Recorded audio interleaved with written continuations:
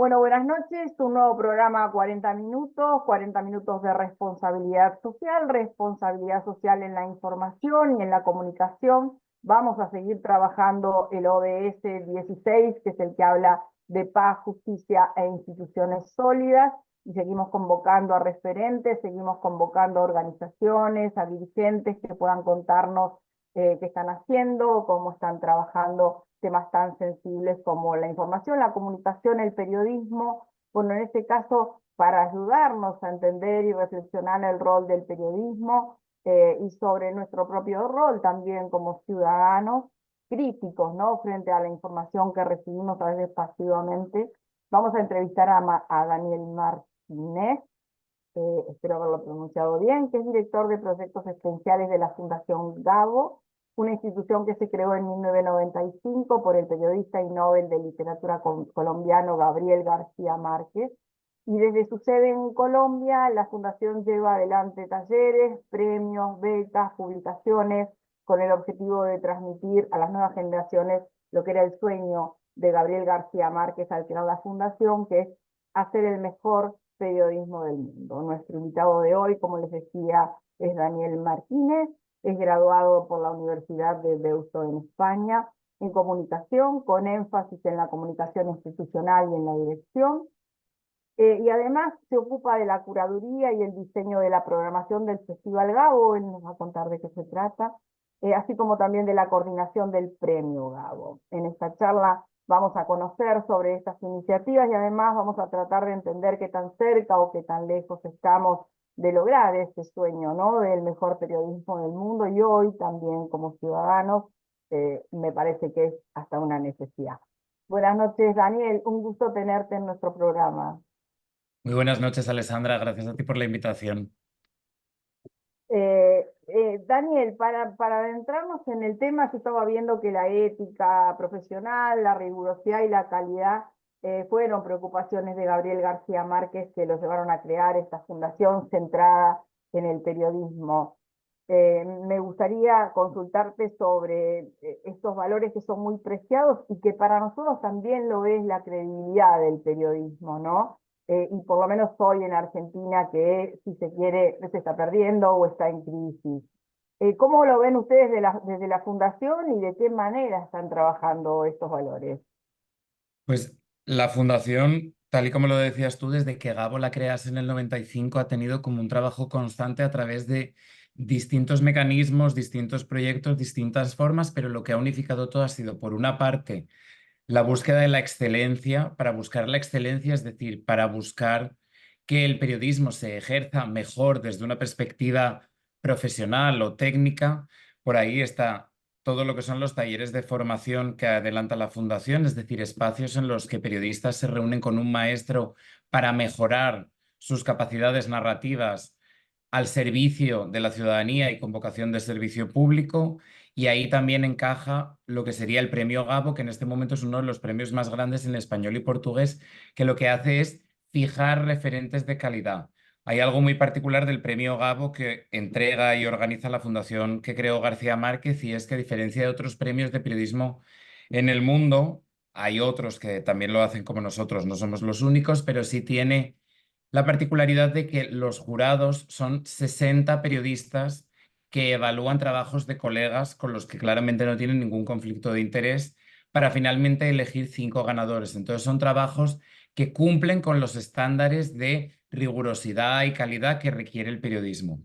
Y por otro lado, para la Fundación siempre ha sido esencial, que creo que es algo también, uno de los valores que García Márquez dejó como legado, no solo en su vida periodística, sino también en su vida como una persona preocupada por los procesos de paz en Colombia y por la construcción de paz en América Latina, por el tema de la soberanía del continente, por el tema del fortalecimiento de la democracia. De hecho, él tuvo otra fundación que se dedicó al tema de la defensa de los derechos humanos, que ha sido el tema de la ética, ¿sí? Es decir, no es solamente hacer la noticia perfecta desde una perspectiva periodística, sino que también tiene que ser perfecta desde una perspectiva ética. ¿Eso qué quiere decir? Que incluya las fuentes, que tenga esta insistencia en el servicio público. Es decir, el periodismo no es algo que se hace para hacer textos o coberturas maravillosos, sino que es algo que debe tener un valor y un uso para la ciudadanía. Yo creo que esas dos constantes.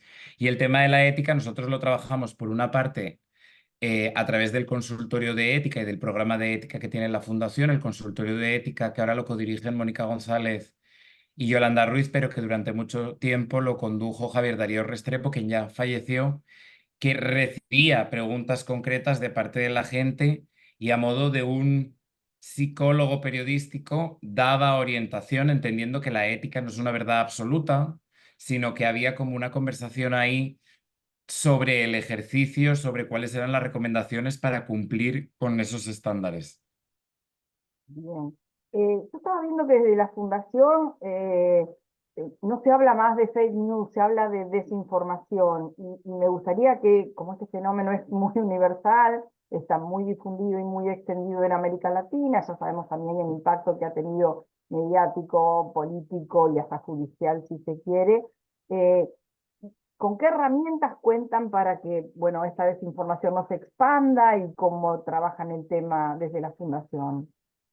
Sí, ahí hay como una precisión porque nosotros, por lo que hablamos de desinformación, es porque el problema trasciende incluso al problema de las noticias falsas. La mentira no es nueva, la mentira no es nueva en la política, la mentira no es nueva en la sociedad tampoco, o sea, no es patrimonio solamente del poder, pero lo que sí es un problema en este contexto en el que vivimos es la consecuencia, que es la desinformación, es decir, la cantidad de ciudadanos activos de manera política y social que toman decisiones que no solamente los afectan como individuos, sino que afectan a los colectivos con base en una información construida sin calidad y sin ética, ¿no? Entonces, sin ética porque sirve solamente a unos intereses particulares y no al bien común o al servicio público del que hablábamos anteriormente.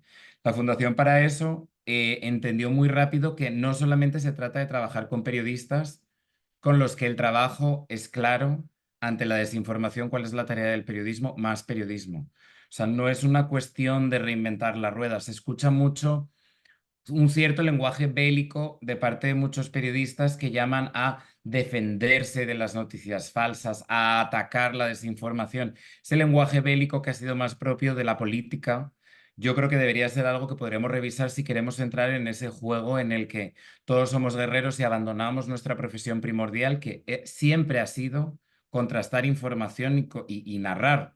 Entonces, ante la desinformación que hay, información de calidad, información que se hace mejor. Pero por otro lado, nosotros lo que hemos hecho ha sido publicar guías y desarrollar iniciativas en las que también participa la ciudadanía, porque aquí hay un tema que es importante. El tema de la desinformación no es solamente un problema del periodismo, es un problema del periodismo, es un problema de la sociedad, es un problema legal, es un problema incluso para la policía, para quienes tienen que hacer seguimiento, es un problema para las plataformas. Entonces, nuestro llamado, por una parte, es un llamado colectivo a la solución o la búsqueda de soluciones a este asunto, pero por otro lado a un trabajo acompañado con ciudadanía. Nosotros tuvimos dos experiencias, una en concreto que se llamaba la Fábula y la Fabulosa, que eran dos que estuvieron en el Festival Gabo de hace 2 años y luego ha tenido como unas activaciones en otros espacios, en la que se le enseñaba a la gente cómo construir noticias falsas precisamente para saber identificarlas. Es decir, para saber cuándo una noticia busca difamar en lugar de informar, para saber cuándo una noticia ha utilizado una reportería basada en falsedades en lugar de datos contrastados, ¿no? Entonces, son muchas, pero yo pondría el énfasis en que es un trabajo junto con la ciudadanía, junto con las audiencias y no un trabajo solo al interior del periodismo, porque eso tiene un camino muy corto. Bien. Y hablando así de las audiencias, contanos un poco cómo se desarrolla el Festival Gabo, cada cuánto lo hacen, un poco del último también, y si efectivamente cubrió las expectativas que ustedes tenían, conclusiones, hallazgos. Bueno, relatanos de qué se trata para que nuestra audiencia pueda entender, porque vos sos quien lo programa, en definitiva, como yo comentaba, ¿no? Sí, el Festival Gabo es una iniciativa un tanto extraña en la región y peculiar. Yo sí que diría incluso que bastante única porque, por una parte, podría decirse que es un gran encuentro periodístico, o sea, es un gran foro de periodistas al que acuden periodistas e instituciones periodísticas no solamente de la región, sino de todo el mundo, para dar esos debates. Y por otra parte, es un espacio de contacto con la ciudadanía. Entonces, el festival en realidad es un evento de 3 días que tiene más de 170 invitados internacionales, 140 actividades, actividades que incluyen clubes de lectura de libros periodísticos y no periodísticos, talleres de escritura y oralidad para periodistas y para no periodistas, talleres de periodismo. Este año fueron 12 talleres divididos en los 3 días, también conferencias, proyecciones, exposiciones, pero que entiende su relación con Gabo y con el periodismo como un punto de partida, y eso es lo que lo hace especial. No es un foro en el que se hace una defensa a ultranza del periodismo como algo acotado que tiene un principio y un final, sino la diferencia del festival, por lo que el año pasado teníamos el concepto de todos en las historias y este año de historias para despertar, es porque es una construcción colectiva, como decía antes, que se hace con la ciudadanía. Por eso el público del festival son estudiantes universitarios, ciudadanos, este año eran adultos mayores, hay también incluso actividades dentro de la biblioteca que hay en la cárcel distrital de Bogotá, es decir, todo tipo de públicos que podrían ser aparentemente ajenos al periodismo, para precisamente entender que desde el periodismo es desde donde se puede generar conciencia, pero no solamente a través del periodismo. Que si entendemos que el periodismo puede trabajar, por ejemplo, con las adaptaciones cinematográficas, o que el periodismo puede trabajar con el sector del entretenimiento a través del podcast, o que el periodismo puede trabajar, este año tuvimos un caso con el sector del videojuego, que entraría dentro de lo que la gente llamaría sector del entretenimiento, que ha sido un sector históricamente visto de manera un tanto desdeñosa por parte del periodismo, ¿no? Bueno, el periodismo puede abrirse camino en aquellos lugares donde están las audiencias y el objetivo siempre será llevar información de calidad. Si en ocasiones eso se hace a través del trabajo compartido con fotógrafos, con cineastas, con otra gente y a través de otros códigos, el objetivo final que busca el festival es llevar este mensaje a los narradores y llevar este mensaje a la ciudadanía. Y es que lo importante es ser conscientes del mundo que habitamos y cómo nos relacionamos. Después cada uno tomará sus decisiones, pero al Mm. menos que nosotros sepamos que existe el calentamiento global, que existe la vulneración de los derechos humanos en la región, que existe la búsqueda de identidades diversas por parte de distintos colectivos, que existen otras luchas que no son solamente las tradicionales a través de la forma del Estado, pero que hay otras luchas políticas. Identificar todo eso, saber cómo nos relacionamos con eso y a partir de ahí tomar acciones ciudadanas que nos lleven a primero tener una posición y después tener un comportamiento, ¿sí? Entonces yo creo que ese es el objetivo del festival. Indudablemente hay todo un esquema de interpretación hacia la ciudadanía, que la ciudadanía pueda tener herramientas de interpretación y en ese marco creo que también se puede hacer un diagnóstico del periodismo hoy en la actualidad, lo que está pasando. No sé si también esto despierta interés en cuanto a que también el público que concurre a estos festivales pueda identificar también cuál es la ideología detrás del mensaje, ¿no? Porque estamos como muy contaminados por eso, a veces muy disimuladamente, y esto también es un riesgo para a la hora de tomar posición o de poder entender qué mensaje se está transmitiendo. ¿Qué análisis o qué diagnóstico hacen del periodismo en la actualidad? Pues ahí yo creo que el diagnóstico es un poco el general que ya conocemos todos bastante y es, por una parte, lo que no hace que sea menos grave la situación o que requiera menos atención. Por una parte, hay algo que en los últimos años se ha venido acelerando y que es supremamente importante y que puede parecer simplemente un problema del capitalismo, pero es la pauperización del oficio.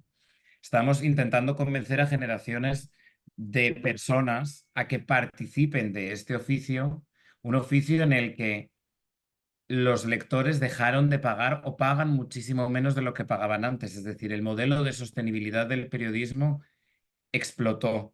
Y ahí hay un trabajo que sí es importante para nosotros y es el trabajo de volver a convencer a las audiencias de que el periodismo es necesario, de que es mejor una sociedad con periodismo y que igual que la ciudadanía decide invertir, pagar poner dinero, como lo queramos llamar, en otro tipo de plataformas de otros sectores, como pueden ser las de contenidos audiovisuales u otras, también es importante hacerlo por la información de calidad. Entonces, el primer diagnóstico tiene muchísimo más que ver con eso.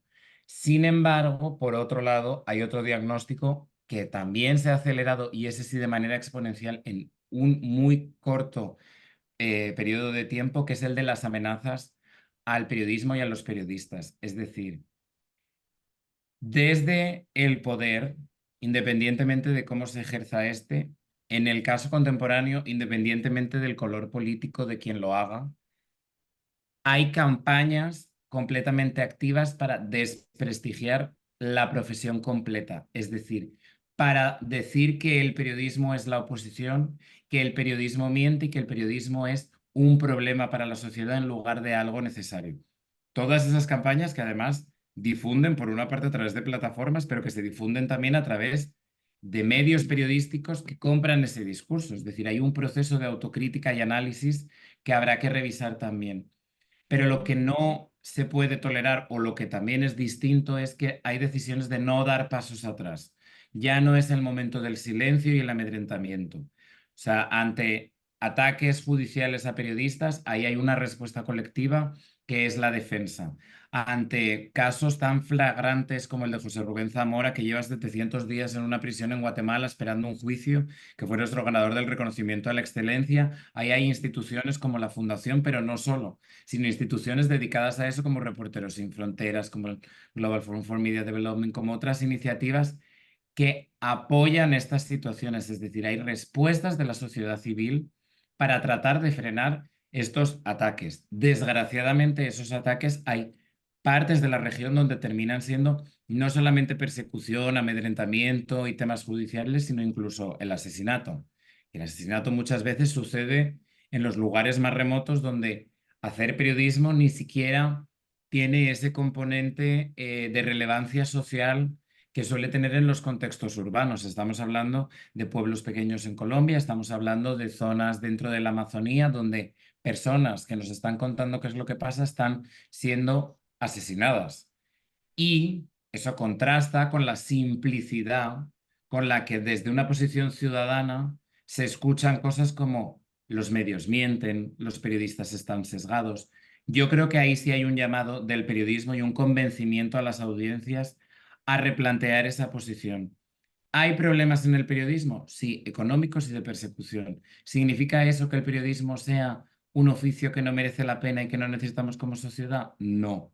Deberíamos, por tanto, como oficio, ponerlo en valor, protegerlo de manera racional, no como una defensa futbolística y patriótica, sino desde una manera argumentada, pero sí convencer a la ciudadanía que esas aseveraciones que se hacen tan a la ligera detrás esconden una injusticia social muy profunda precisamente por eso, porque hay gente que está dando su vida para llevar la información a este tipo de personas que luego simplemente pueden decir eso. Claro. Y estamos como atravesados por la tecnología y bueno, esto nos lleva desde la herramienta, redes sociales hasta la inteligencia artificial. Y el periodismo no es ajeno a eso. ¿Vos por dónde crees que pasa la innovación en la temática del periodismo hoy? Pues yo creo que sería injusto decir que la tecnología o las transformaciones tecnológicas han sido un problema para el periodismo. Obviamente transformaron el modelo, pero por otra parte han ofrecido algo que es insólito y que nosotros celebramos tanto desde la Fundación como en el festival, y es que jamás en la historia de la humanidad hubo tantas herramientas para poder contactar con tanta gente. Es decir, nunca ha habido tantas herramientas de comunicación para poder transportar mensajes. Y eso es una gran fiesta. O sea, eso permite imaginarse de todo, o sea, estamos utilizando sonido, imágenes, fotografías, texto, estamos utilizando cosas más largas, cosas más breves. La gente lleva en los bolsillos una herramienta que lo conecta directamente con nosotros, incluso con los autores periodísticos. Es decir, eso es maravilloso. ¿Qué pasa? Que como todo esto requiere una serie de valores que son inmutables, y es decir, no todo vale, no porque tu herramienta tecnológica te lo permita, puedes hacer de todo, puedes invadir el espacio del lector, puedes darle la noticia sin construir porque tienes que darla de manera inmediata. Entonces, la tecnología requiere una forma de trabajar que es distinta, entonces hay que readaptar el modelo de trabajar, pero fiel a unos valores. Y en el caso de la inteligencia artificial, nosotros tuvimos a Karen Hao, que es periodista en The Atlantic, que ha analizado todos estos temas. Ella estuvo en el festival y su intervención se llamaba Ni magia ni el fin del mundo. Entonces, es un llamado a la tranquilidad respecto a la inteligencia artificial. Está aquí, llegó, existe, no podemos obviarla. Sería como si en el año 94-95 el periodismo hubiese dicho que Internet no existía. Está aquí y vamos a trabajar con ello y va a tocar trabajar con ello. ¿Significa que eso sea la panacea que va a solucionar todos los problemas que pueda tener el periodismo en este momento? No, pero tampoco es esa cosa que va a sustituir a los periodistas, que va a alterar las redacciones, o lo hará de una manera transitoria, es decir, no solamente como periodistas, estamos como sociedad viviendo una revolución. Aunque no seamos conscientes de que la estamos habitando, hay un cambio de era, hay un cambio de estructuras. Claramente de aquí saldremos hacia un lugar que es distinto y de ahí hará parte también la inteligencia artificial junto con otros temas tecnológicos. Veamos a dónde nos lleva, pero trabajando de manera conjunta y entendiéndola. Y ese es nuestro diagnóstico, es todo existe, lo reconocemos, trabajamos con ello y vemos qué es lo que nos puede aportar. Vos sabés que una preocupación que nosotros tenemos en términos de responsabilidad social es que está muy difundido en muchos países de América Latina también, más allá de la construcción o la creación o el fortalecimiento de nuevos derechos, como pueden ser los derechos de las mujeres, los derechos de los colectivos LGBT y demás, que muchas veces los medios de comunicación lo utilizan como lo que se llama el pinkwashing, ¿no? O el lavado de cara rosa, pero en realidad esconde fines comerciales. ¿Ustedes ese aspecto lo trabajan, lo pudieron ver en alguno de los eventos que realizan o en los talleres? Contame cuál es tu mirada sobre eso, porque incluso también muchas editoriales ya tienen un editor de género, ¿no? Ujú. Pero a veces todavía el rol no es muy claro. ¿Ustedes qué están viendo en ese sentido? Sí, ha sido todo un tema dentro de la programación del festival de los últimos 3 años. El año pasado con un énfasis muy potente por esto que te decía de todos en las historias. Y este año también. Ahí hay un cambio de mentalidad o de chip al que nosotros llamamos al periodismo, o es una propuesta, no una propuesta, una solicitud. Y es, hemos hablado mucho a lo largo de la historia del periodismo que cuestiona el poder. El poder más reconocible es el poder que se ejerce a través del Estado, de la política, de las formas tradicionales en las que nos organizamos como sociedad. Pero hay otro poder, hay otros poderes que son más difíciles de ver, que es el poder de opresión sobre la mujer, el poder que ha ocultado o apartado del juego mediático, no ya digo solamente político, sino también del mediático a las poblaciones LGBT, en el caso de América Latina de manera que llama poderosamente la atención y ha sido un silencio clamoroso a las comunidades indígenas, a las poblaciones afro, que hacen parte importante y activa de la ciudadanía y no han sido, no ya solo no representadas por los medios, sino que además no hacen parte de la construcción del relato. En muchas ocasiones se ha hablado sobre estas poblaciones como si hicieran parte de la otredad y no tuviesen nada que ver más allá de dos entrecomillados dentro de una noticia. El festival sí que aborda eso. El día domingo tuvimos la presentación de un proyecto que lleva a cabo un colectivo trans en Colombia que tiene que ver con la erradicación de la reforma de la ley trans, que era un proyecto basado en fotografías, textos y sonidos en las que se recogen testimonios sobre cómo ha sido la opresión sobre estos grupos, pero también la propuesta sobre la reforma de la ley, es decir, sobre cómo transformar esta situación, es decir, en la búsqueda de soluciones, que creo que es lo importante. Pero en definitiva, más allá de casos particulares, sí, yo creo que esos temas que, como tú dices, por una parte entran dentro del pinkwashing, pero que por otra parte han sido abordados dentro de los medios tradicionales como una cuota, algo que había que cumplir en el mes que toca o cuando tocaba el suceso, a través siempre de la misma imagen, a través siempre del mismo concepto, del mismo relato. Eso se ha ido moviendo y a quien yo haría un reconocimiento importante en todo eso y es algo con que la Fundación ha trabajado mucho a través de este estudio llamado El hormiguero digital, son los medios nativos digitales. Es decir, estos medios con causas que tienen, no son tan generalistas, pero que han tomado posiciones respetando los valores del periodismo como la ética o la excelencia respecto a algunas situaciones. Entonces tenemos cabeceras completas que alimentan a estos medios tradicionales y que los mueven de su posición respecto a la cobertura de temas asociados a la desigualdad de género o a la violencia de género o a a la población LGBT. Entonces yo creo que ese ecosistema ha cambiado y nosotros lo que llamamos es no a la sustitución, no a una transformación, sino a un trabajo más conjunto. Y yo creo que eso es algo que el periodismo colaborativo y transnacional nos ha enseñado en la parte de investigación de la corrupción, es decir, mientras los malos se han convertido en señores globales que operan en todo el mundo, el periodismo también puede hacerlo a través de un ecosistema más complejo y en torno a estas causas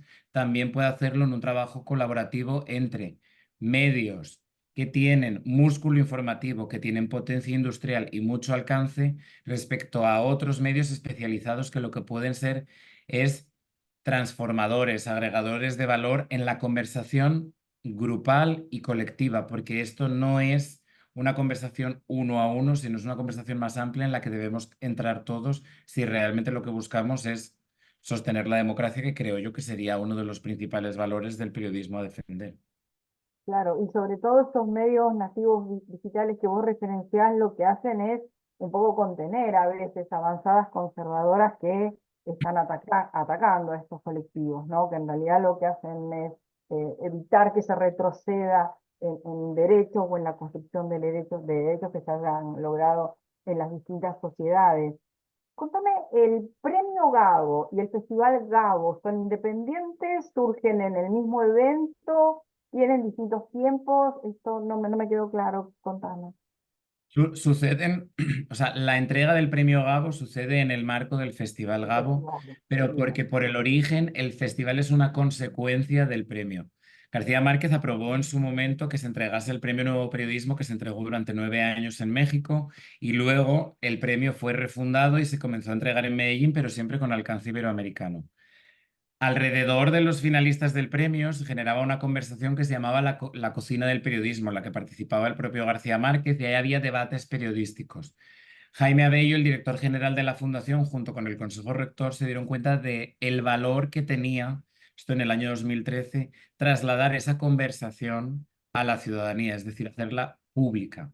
Y eso es lo que yo creo que ha sido un acierto y eso nos ha llevado a, en estos 12 años, tener este encuentro en el que participan 13.000 personas debatiendo acerca de el oficio de contar historias. Es decir, si fuese en la teoría de la comunicación, la transformación de esto es que en el debate sobre contar también participa el receptor, que es el que ofrece un feedback, ¿no? Entonces, por eso están juntos. Pero el premio abre su convocatoria en enero, se entrega en julio y posterior a la entrega del premio es que se desarrolla todo el festival donde participan los finalistas y otras personas más. buenísimo. Clarísimo lo tuyo. A mí me gustaría, más allá de que estuviste referenciándolo a lo largo de la entrevista, a nuestros oyentes jóvenes que quieren iniciar el camino del periodismo o que están dudando, ¿cuál sería tu mensaje? eh, que se arriesguen, que lo hagan. Danos un mensaje como para quienes están interesados en seguir periodismo. Pues yo creo que es un propósito de vida, es decir, sería muy iluso decirle a la gente que esta es en la mentalidad contemporánea, decir que esto es un oficio sencillo, que esto es una cosa en la que uno pasa por la universidad y consigue un empleo para los próximos 20 años. No, este es un oficio del tiempo que vivimos, es un oficio convulso, pero al mismo tiempo es un oficio apasionante. Por una parte, porque permite estar en contacto con la ciudadanía de manera constante. El periodismo es un oficio que se basa en la conversación y el diálogo con la ciudadanía. Y eso es maravilloso porque permite medir los tiempos, ser conscientes de qué es lo que está pasando. Y eso es un gran aprendizaje desde lo individual. Entonces, como valor agregado para uno, yo lo pondría en valor porque permite entender la sociedad en la que vives y de alguna manera quitar la venda y sacar los tapones de los oídos para ser conscientes de lo que vivimos. Y por otro lado, porque aunque constantemente traten de atacarlo o precisamente tratan de atacarlo porque es algo que tiene incidencia, es algo que influye en la sociedad. Podemos creer que solo el mercadeo, solo la abogacía, solo la medicina, solo estas profesiones más serias, como que hacen parte del ecosistema, son las que tienen un efecto. El periodismo tiene un efecto transversal en todas las demás. No es algo de nicho, no es algo especializado. Es una forma de ejercer resistencia social y política frente a la opresión y el saqueo. Entonces, el periodismo o el ejercicio periodístico es una forma de defender el bien común, es una forma de activismo no contra nada, sino a favor de toda una serie de derechos y valores que yo creo que estamos llamados a defender como sociedad porque nos afecta como individuos y como colectivos. Entonces yo creo que es una vocación, pero por servicio público, porque es algo más que un oficio, es un rol en la sociedad. Buenísimo. Daniel, muchísimas gracias por haber participado hoy en nuestro programa, clarísimo su concepto, y desde ya el mayor de los éxitos para el próximo festival. ¿Cuándo va a ser el próximo festival? En el mes de julio del año 2025 nos podemos volver a ver todos en Bogotá. Perfecto, entonces quedan todos convocados a subirse en streaming, ¿no? A conocer el Claro, festival, a compartirlo. Muchísimas gracias y un saludo enorme. gracias a ti. Este año fórmate en responsabilidad social. Hoy el conocimiento solo no alcanza. En EduForce te ayudamos a comprender la realidad. Y te damos las herramientas para llevar la responsabilidad social al interior de tu organización. Desde un proyecto hasta una estrategia integral. Te enseñamos a diseñarlos, ejecutarlos, a medir y comunicar los resultados. En nuestra plataforma digital puedes encontrar textos, vídeos y participar de clases en tiempo real con el profesor y otros alumnos. Lo haces a tu ritmo, desde la comodidad de tu casa. Llevamos más de 16 años formando nuevas generaciones de líderes comprometidos con el desarrollo sostenible. Y ahora también en perspectiva de género. Ingresá en eduforce.com.